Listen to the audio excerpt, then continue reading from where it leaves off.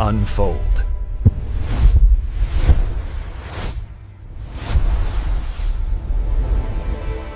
안녕하세요. 여러분이 보내주신 자료들을 함께 깊이 파헤쳐보는 시간입니다. 오늘 우리가 마주할 이야기는요. 조금 무겁지만 더 이상은 외면할 수 없는 바로 우리의 현실입니다. 네. 대한민국 합계 출산율이 0.6명대로 향하고 있다는 소식 아마 다들 들어보셨을 거예요. 그렇죠. 뉴스에서 계속 나오니까요. 그런데 이게 그냥 숫자가 아니더라고요. 인류 역사상 한 번도 없었던, 그러니까 전쟁이나 대재난 없이 평화 속에서 한 국가가 자발적 소멸을 선택하는 그런 거대한 실험의 시작을 알리는 신호탄이죠. 네, 맞습니다.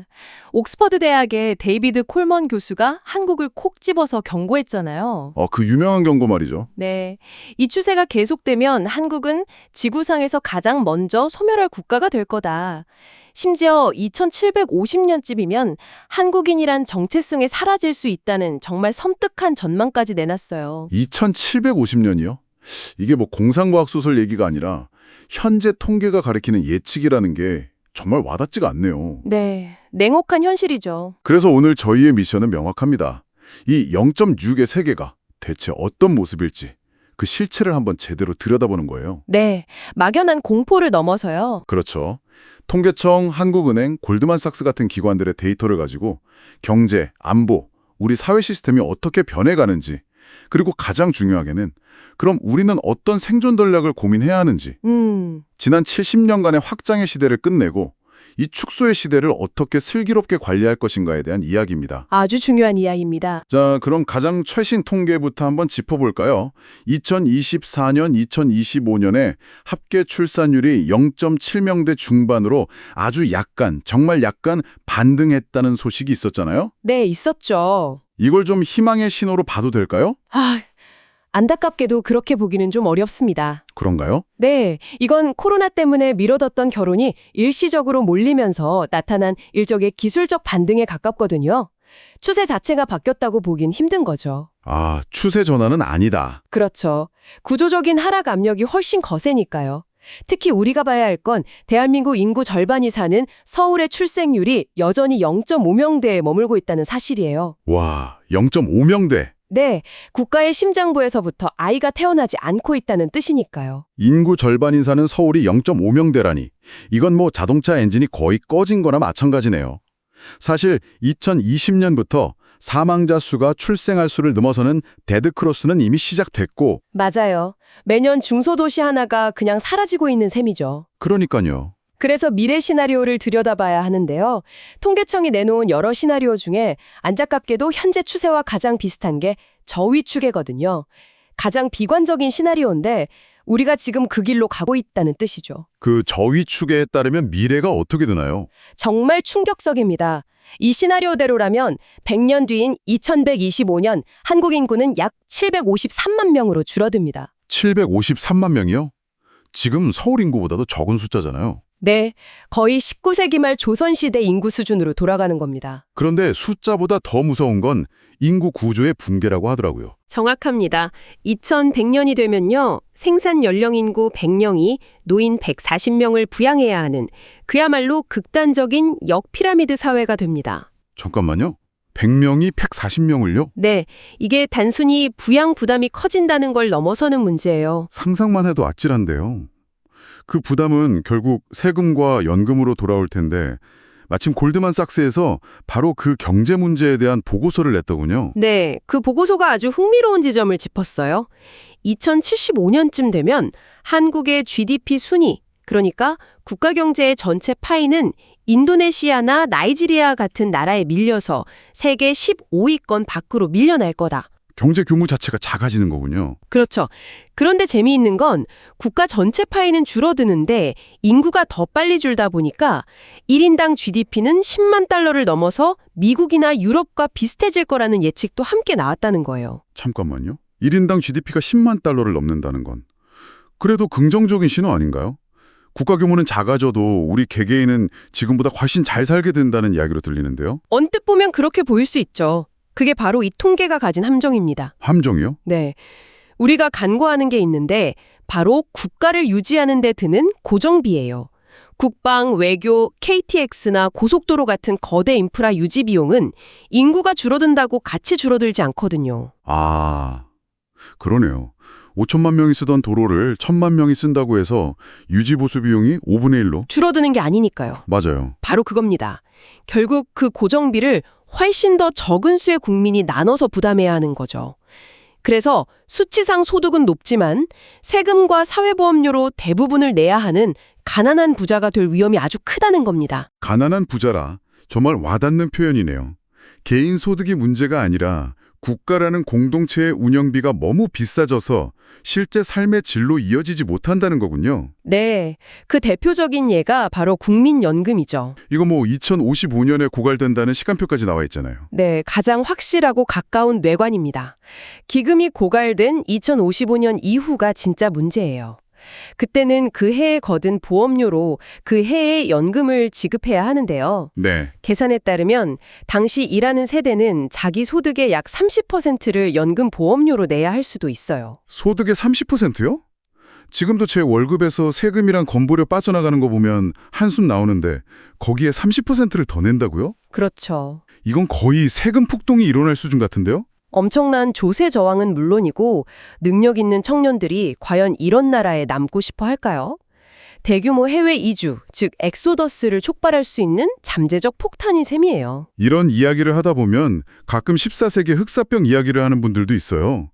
인구가 급감했을 때 오히려 노동력이 귀해져서 임금이 오르고 혁신이 일어났다는 거죠. 우리도 비슷한 긍정적 효과를 기대해 볼 수는 없을까요? 흥미로운 관점이지만 최근 유럽부흥개발은행 EBRD 보고서가 그 낙관론을 정면으로 반박했습니다. 아, 반박했군요. 네, 결정적인 차이가 있거든요. 중세 유럽은 전쟁과 질병으로 젊은 층과 노년층이 함께 사라졌지만 지금 한국은 부양해야 할 노인 인구는 폭발적으로 늘면서 생산 인구만 급감하는 이중고를 겪고 있다는 거예요. 아, 노인 인구는 오히려 늘어나는 상황? 그렇죠. 노동자 임금이 오르는 효과보다 폭증하는 노인 부양 비용이 훨씬 커서 오히려 1인당 GDP 성장률을 갉아먹을 거라고 분석했죠. 경제가 흔들리면 결국 우리 삶을 지탱하는 사회 인프라도 무너지기 시작하겠네요. 당장 학교부터가 그렇잖아요. 맞아요.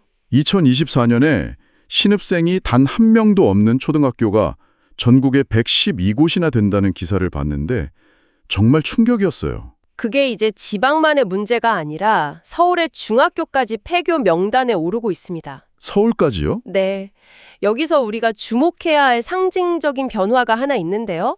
서울시가 최근 조례를 바꿔서 폐교 부지를 노인복지주택, 그러니까 실버타운으로 활용할 수 있게 길을 터줬다는 점이에요. 아이들의 웃음소리가 가득해야 할 운동장이 노인들의 산책로로 변하는 모습.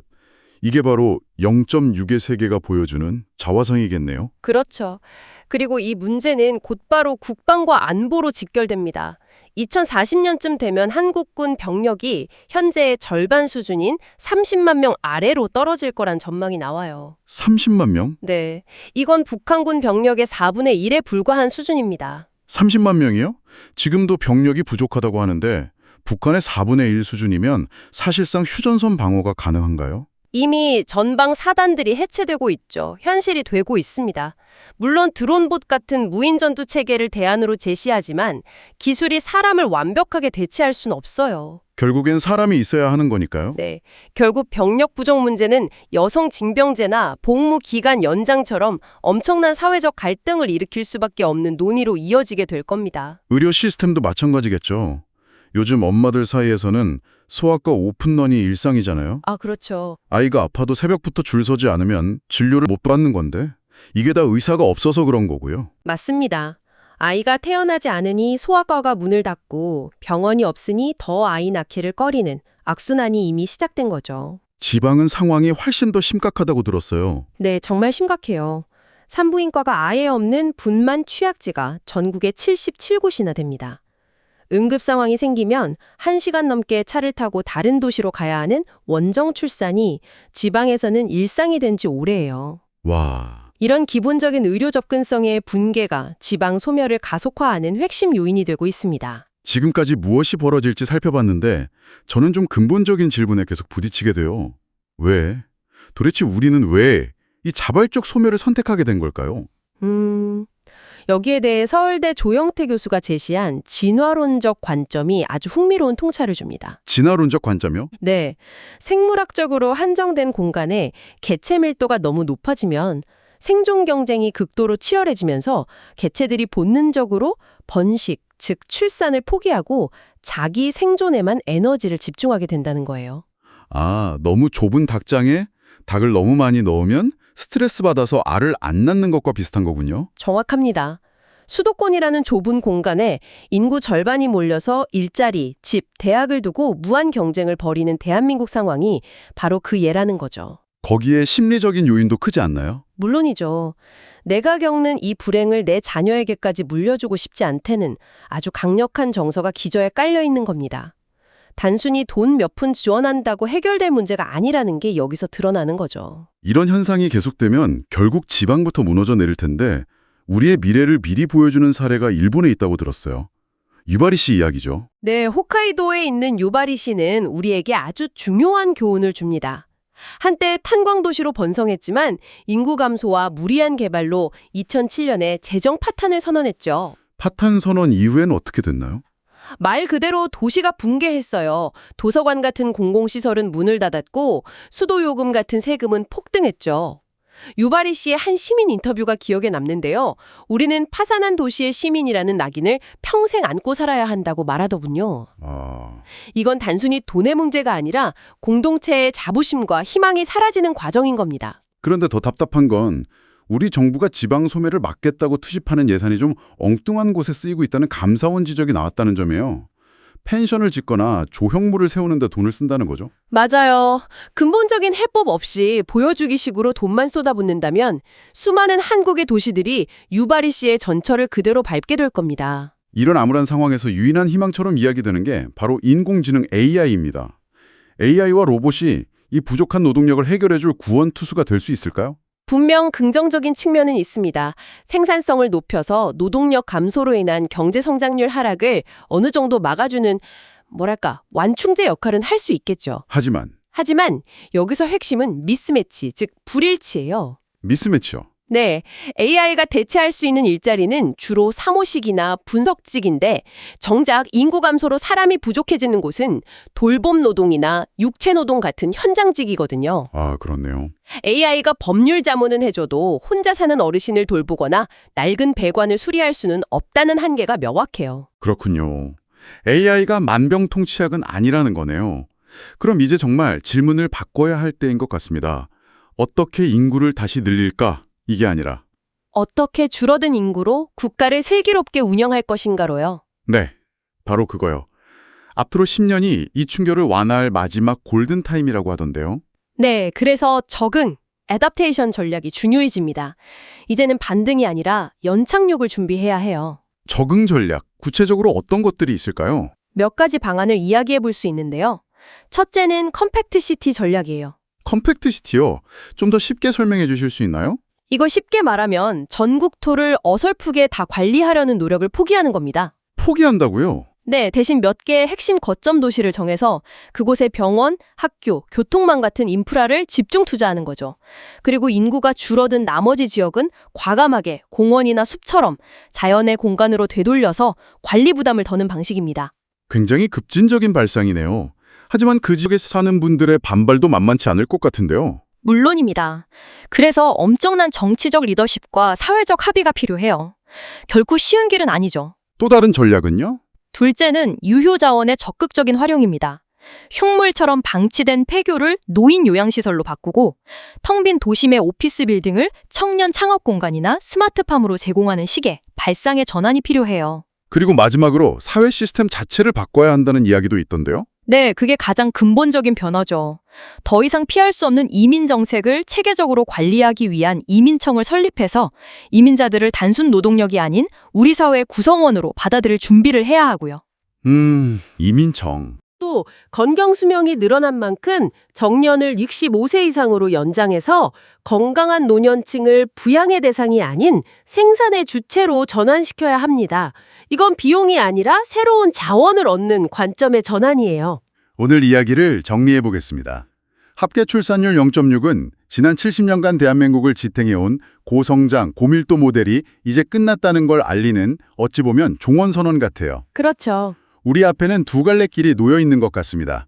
하나는 과거의 성정 신화에 갇혀 변화를 거부하다가 서서히 분괴하는 길. 그리고 다른 하나는 인구 감소를 현실로 받아들이고 작지만 더 살기 좋은 내실 있는 국가로 시스템을 완전히 재편하는 길이죠. 맞습니다. 후자를 선택하기 위해서는 정말 뼈를 깎는 개혁이 필요해요. 말씀드린 것처럼 행정구역을 통폐합하고 이민자와 공존하는 법을 배우고 교육과 국방 시스템을 처음부터 다시 설계해야 하죠. 엄청난 고통이 따르겠지만 피할 수 없는 우리의 과제입니다. 이건 뭐 정책 몇 개 바꾸는 수준이 아니라 국가 시스템을 리부팅하는 수준의 변화여야겠네요. 바로 그겁니다. 0.6의 세계는 분명 두렵습니다. 하지만 어쩌면 지금의 과밀과 무한 경쟁의 고통에서 벗어나서 삶의 질을 중시하는 새로운 문명으로 나아갈 전환점이 될 수도 있겠다는 생각도 드네요. 네, 그런 희망을 가져볼 수도 있겠죠. 오늘 논의를 마치며 여러분께 질문 하나를 남겨드리고 싶습니다. 이제 우리의 질문은 어떻게 국가의 성장을 지속할 것인가가 인구가 줄어드는 세상에서 우리는 어떻게 더 잘 살 수 있을까가 되어야 하지 않을까요? 이 질문에 대한 답을 함께 고민해봐야 할 때입니다.